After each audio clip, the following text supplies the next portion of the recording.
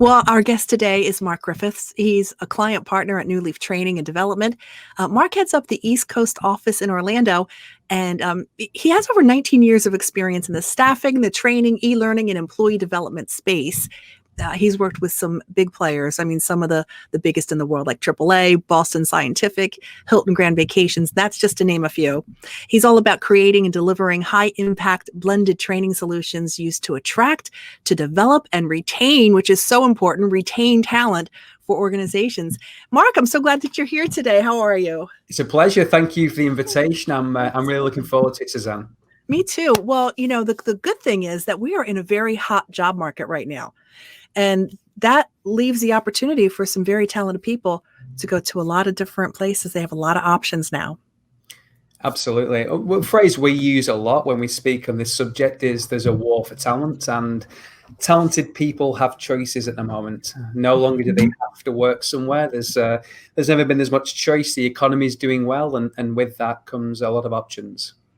That's a good thing. We have to worry about retaining and keeping them happy. And, just in the amount of time that it takes to train somebody, there's a certain amount of cutoff where you go, it wasn't worth it to hire them because they left before we got our return on investment from them. Absolutely. I think from our perspective, what we've seen and a lot of the reading we do, and we publish a lot of content in this area as well, that nearly half of organizations across the US are feeling this pain in regards to either getting somebody through the door, or in addition to that, as you mentioned, once they've actually got them through the door, retaining them, because there's a big investment on recruitment costs.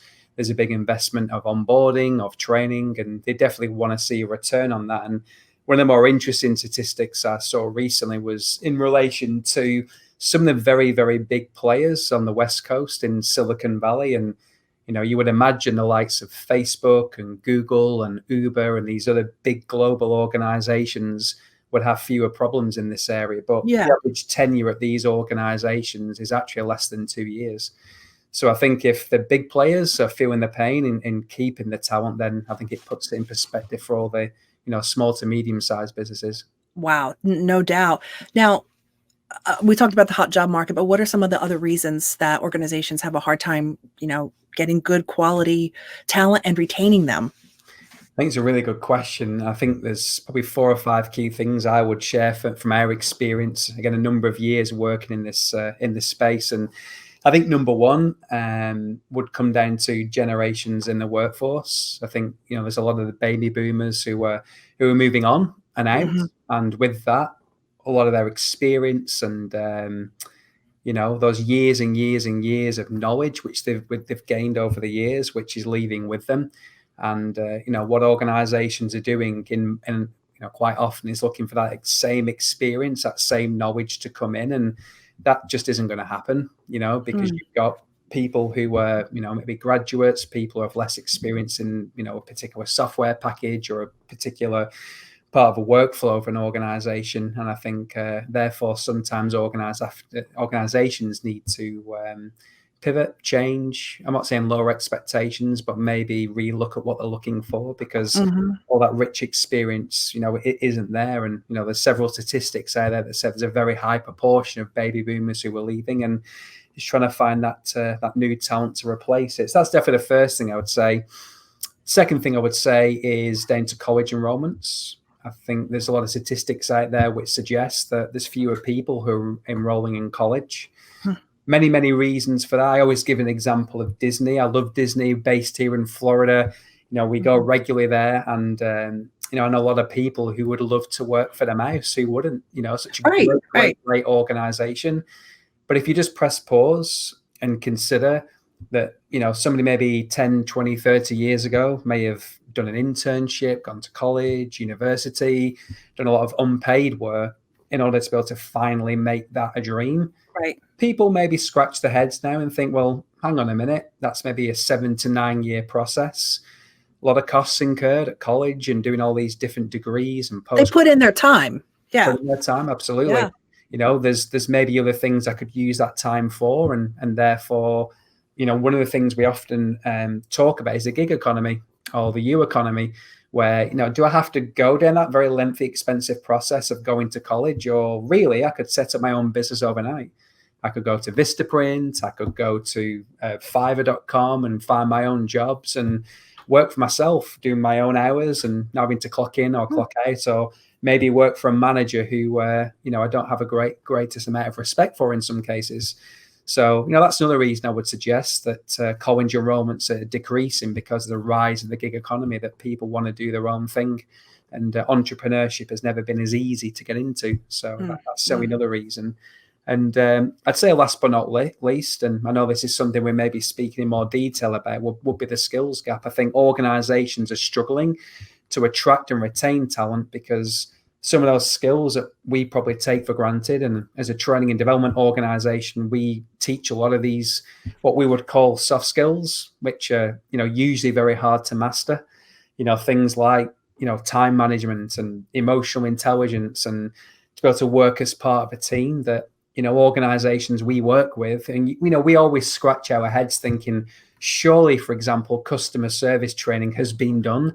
Surely organizations know the importance of, these core skills of, the customer experience. And I'm afraid not, and we're kept very busy, thankfully, by partnering with organizations to plug the gap in many cases, because these skills, which we all need in all of our small businesses, medium, global organizations, but for whatever reason, and, there are reasons behind it, there seems to be a gap which organizations are very much looking to address.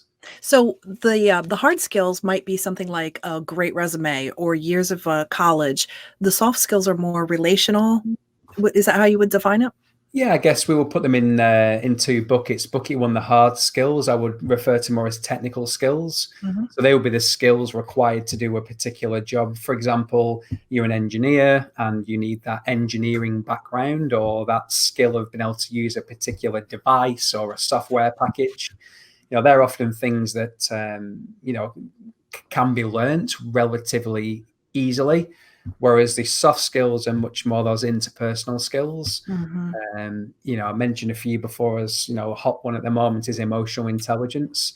And just briefly on that one, another report that was released a few years ago was by the World Economic Forum, and they release what they believe to be the top skills required in the workplace on a 5-year period. So back in 2015, there was no mention of emotional intelligence on that list, whereas for 2020, obviously we're now in 2020, that's rocketed up to number 5. So the 5th most sought after skill they're predicting within the workplace will be emotional intelligence. And that's certainly a skill that's referred to as a soft skill. But that ability to be able to understand self and understand others and work as part of a team, and it's not about leaving your emotions at the door, but it's about managing our emotions and, doing some really great work in teams for the benefit of the organization. And again, that's a skill which is referred to as a soft skill, but unfortunately, a lot of people find that quite hard to master. Mark, can I just put this out there and say, does technology play into the millennials lacking that skill? It's interesting. My own view on millennials is, I think it's quite a dangerous stereotype if we start putting people in boxes. Sure. My parents are both in their 70s, still in the UK, and they're some of the most savviest users of IT. My degree's in information technology, and they put me to shame at times. That's great. So I wouldn't necessarily say that. I think it could be quite a dangerous stereotype to say that, millennials are more comfortable with technology and maybe baby boomers and other generations aren't. However, I would say there's some truth in that. I mean, I've got a 13-year-old daughter, and to see how she's been brought up and what she's been exposed to from a very early age, I think it's definitely had an influence on her. So not to contradict my earlier point, I do believe there is some truth in the fact that, millennials, who are obviously a greater portion of the workplace over the next couple of years, will, maybe they've had a different experience to ones that I were used to, where, you didn't have that distraction, or maybe it isn't referred to as a distraction. Maybe it's an opportunity to communicate with each other via text messaging or Snapchat, which is my daughter's new favorite one at the moment. And that ability to hold a conversation and look somebody in the eye and shake somebody's hand and, read someone's emotions and, read the room, as I refer to it. Yeah. But maybe there is some truth that is lacking. I get a snap from my son's girlfriend, a snap picture, whatever, and then I respond back on text. I'm like, I don't know how to respond back. Yeah. You're just going to have to understand at this point, this is where I'm at. Mark, we were just talking about millennials and baby boomers, and I imagine one of the training and development areas that is in great need is being able to communicate. I mean, more than ever, baby boomers and millennials and everybody in between have different languages. I mean, it's not just a matter of saying foxy opposed to cool or groovy. I mean, this is technical, verbiage and ability that we need to really bring down walls and communicate better. I think it's so important. Again, I mentioned before about the importance of things like customer service skills, and you think that surely customer service has been done. We know how to greet a guest, how to put service recovery in place, and unfortunately, a lot of organisations don't. And again, that keeps us busy, thankfully. As far as communication is concerned, I would say the same applies. We think often surely people know how to speak to people, how to listen, how to use language which is performance improving as opposed to destroying somebody's character. And again, unfortunately, a lot of organizations, a lot of inefficient managers, don't know how to, whether it's a millennial or a Gen Z or a baby boomer, they don't have that ability to communicate effectively. And it's interesting, we often use the term when we do communications training on, people haven't been taught to listen. And that's so true. Very few, if any, have actually been taught to listen. We talk about the 5 levels of listening, from effectively not listening through to really truly empathic listening and attentive listening at the very, very top, and all those different levels in between. And the power that can have within organizations when you're really truly listening to somebody and reading their body language, for example, is hugely impactful. And coming back to your earlier point, I think where there is some truth with maybe millennials and the differences in communication is when you're communicating via Snapchat or simple as a text message or an email, what you're really doing is, just as a quick, by the way, there's a theory called Morabian's theory of communication, where it breaks down. This was done back in the 60s and 70s, but still holds true today.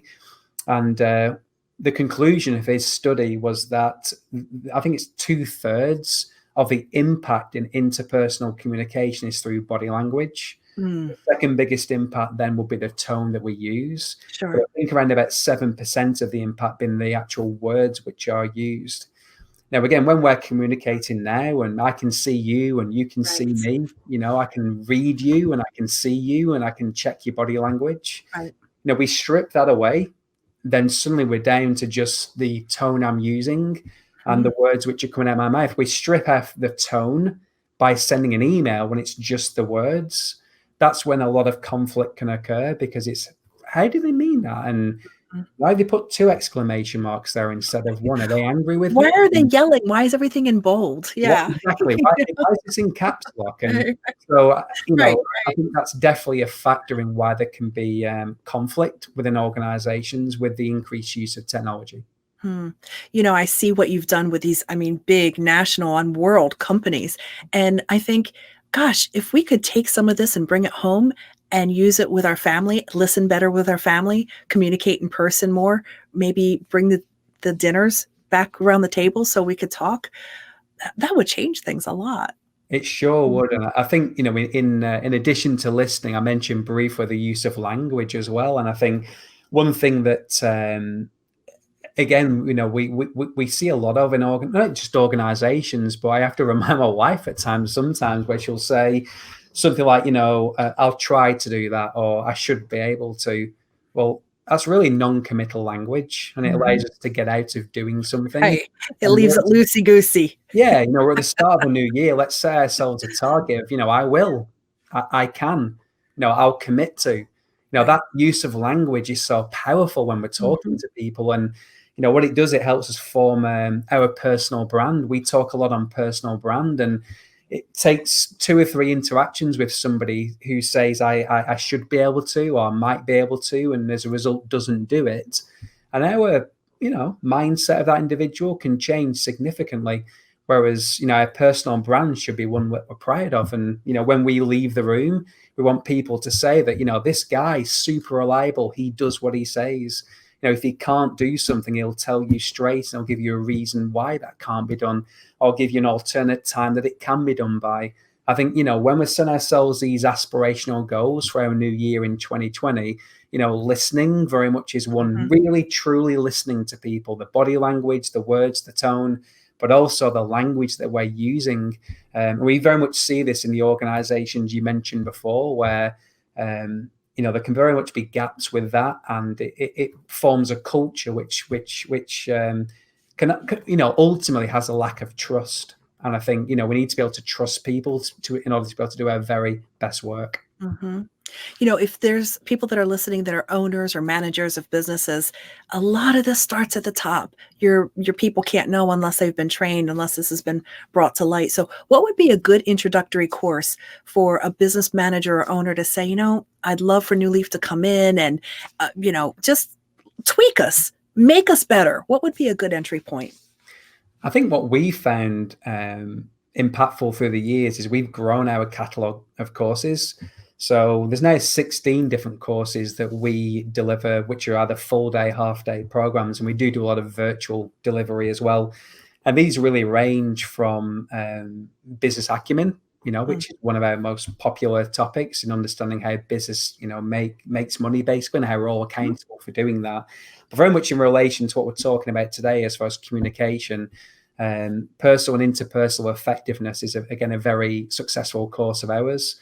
Half-day program, which looks specifically at the things we've been discussing in relation to listening, performance improving feedback, how we work well as teams and how we can gel as teams. And there's a lot of team building within there. And I think another area that we've seen a real rise in over the last 2 or 3 years has been what we refer to as personality assessments. So for any of the listeners today, you've maybe heard of a personality assessment called DISC, or one that's called Myers-Briggs, which huge believer in these. I'm going to give you a personal example in a few minutes, but go ahead. MBTI, which is I think one of the world's most popular ones. Where I've talked a lot today about high performing teams, high performing organizations. We're talking about attracting and retaining talent.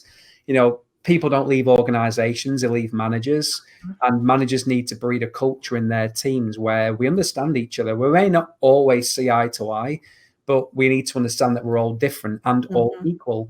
And the beauty of tools like DISC and Myers-Briggs and several others in the marketplace is it allows us not to put ourselves into boxes, to say this is all we can be. And a very good example would be, I'm right-handed. I sign with my right hand. Can I sign with my left hand? Yeah. Am I as effective with my left hand? Probably not, but I can. And the beauty of like MBTI and other tools is saying, look, these are our preferences. This is what makes Mark. This is what makes Suzanne. Very, very quickly, for those who've heard of MBTI and for those who haven't, what you'll get at the end of it is a 4-digit code. Mine's ENTP. I won't go into the reasons why I am an ENTP, but the E stands for extrovert. I very much get my energy from people. Like today, Suzanne, it's mid-afternoon and I'm loving speaking with you. I'm getting my energy after a very early start this morning from liaising with you. My wife is the complete opposite. She's an I. She's very much an introvert. Now, that helps us in our marriage as well, because I understand that I need to be around people, but I also understand that taking her to a party over the holidays where she didn't know anybody is very draining for her. Sure. Whereas I gain energy from doing that.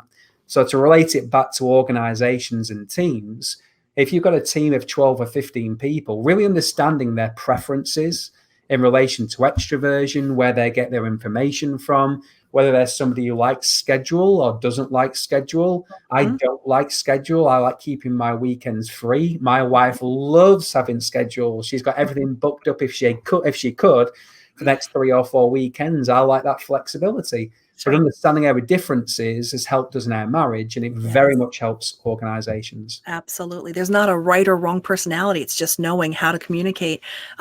A coworker of mine and I were kind of having a hard time communicating. We did one of the personality tests, and we literally got the tools to understand, okay, I need to keep the schedule. I need to keep the calendar. You need this. I need to stop saying things like this to you because it makes you feel this way, and it pushes you deeper into the avoidance area. And the personality tests are just tremendous. Do you need a coach or do you need a cheerleader? I mean, these are all the kinds of things that you find out. So Absolutely. And just very quick, what I love about it is, one of the things Myers-Briggs specifically draws out is, again, some people get energized by late deadlines. Other people, that is absolutely no, no, no, no, no. I need things boxed off a week ahead. It's finished, right. done, and I can forget about it.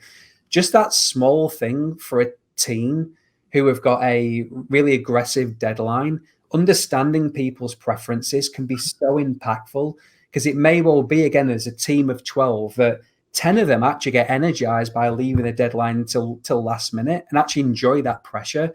Whereas the other two on the team might be thinking, what are these guys doing Right. leaving the deadline? Right. We need things, and that can cause conflict. And that's one very small example of how these personality assessments can be beneficial. Well, I want to encourage you, if your business or organization or family even is having conflict, Mark is just a great resource to go to. Again, Mark is with New Leaf. I want to get the exact right, New Leaf Training and Development.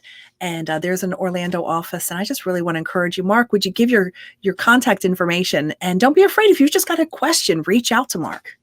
Absolutely. So as far as social media is concerned, we are, as an organization, big LinkedIn users. Okay. So if you just go onto LinkedIn, Mark Griffiths Training, if you just search for that, and then you'll find me. Please do send a request connection. I'd be more than happy to connect. If anybody would like to reach out by the website, just go to newleaftd.com. That's newleaftd.com. And on there, you'll see a contact us form. Just populate the contact us form, ask for your email details, and we can always follow up and have a follow-up conversation. Or alternatively, failing that, my email is mark.griffiths@newleaftd.com. That's mark.griffiths@newleaftd.com. And a question doesn't obligate you. It doesn't tie you in. It just opens the door to maybe trying to solve some of the things that are going on at your organization. It might just be a simple test or one training and development session away from heaven. I don't know, getting along, And with that, being happy. I'm glad you mentioned that. Absolutely. What we offer is a no obligation, free 60-minute training needs analysis consultation. Oh, We do wow. these virtually. So again, no obligation. If anybody has training on their agenda for this year, maybe it's an organization that's growing rapidly and they're trying to get their culture right in order to be able to continue that upward trajectory. Or maybe there's some conflict issues, or maybe there's some leadership development that's needed. No obligation. We could have 60 minutes. We could look at what that particular need is, give you some recommendations or suggestions. You can either go away and do that internally, or if there's any way that we could be of service, would be great to have further dialogue. And I just want to end on this note. Again, if you're a business or organization and there is strife, there's conflict, please don't think that it ends at 5 o'clock when people walk out the door. It's being taken home. So what's happening at work is affecting families. Absolutely. Very much, very much. So, Mark, you're awesome. Thank you so much. Thanks for joining us today. Absolute pleasure. Thank you. Have a great day.